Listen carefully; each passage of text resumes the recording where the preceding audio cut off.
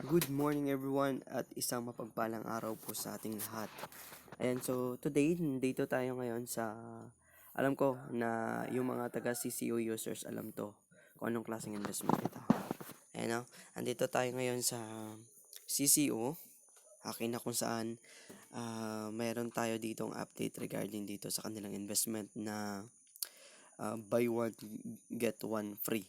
So mabuti na lang na 500 lang yung ininvest natin dito sa CCO guys. And of course, yung makikita nyo dito is yung income natin dito is nasa 1,595.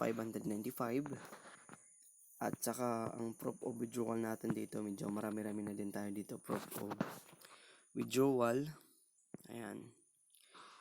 So, mahaba-haba na din yung proof of withdrawal natin dito. Nag-start tayo ng withdraw dito guys noong May 25. Ayan. So, hanggang August 14. Okay, ito yung account ko guys sa CCO at yung total investment natin dito ay nasa 500 pesos lang, and ang total income yun dito na na-generate is 1,595 at iba din dito sa pinakababa niya. Kaya medyo malaki-laki yung in-income natin dito. And by the way guys, pag-usapan natin this morning tong kanilang promo regarding dito sa buy one get one free. Okay.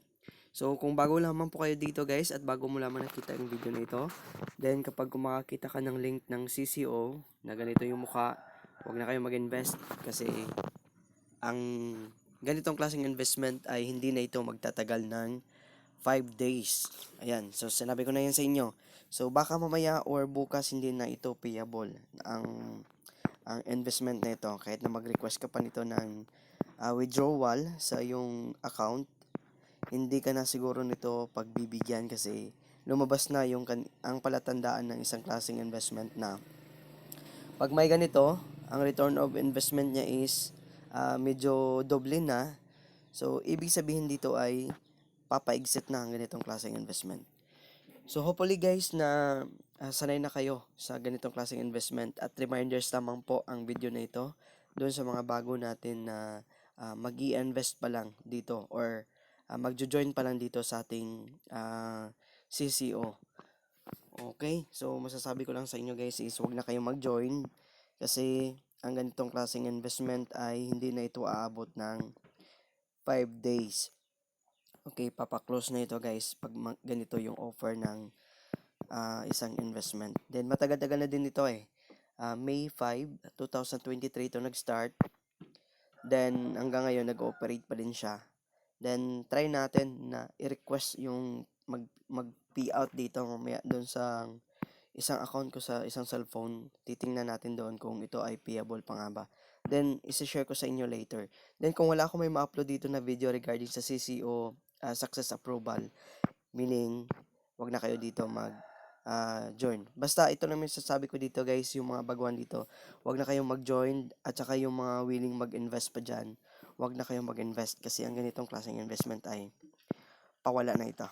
Hindi na ito aabot ng 5 days. At saka bukas or mamaya, baka hindi na din ito payable yung kanilang withdrawal, no? So, yan lang muna yung ma-share ko dito sa inyo guys. And be wise always. Always choose the best sa mga investment. At saka titingnan nyo yung offer kapag kumabilis yung return of investment niya, huwag nyong salihan yan. Pag patagal ang return of investment niya, pag makacycle, depende kasi yun sa investment mo. Pag may investment ka na 500 or 300, then after that is kapag kung may investment ka na 300, then ang return of investment niya is aabot ng 15 days, pwede pa yan. So, yan lang muna guys, and be wise sa mga investment po natin. Okay, bye for now.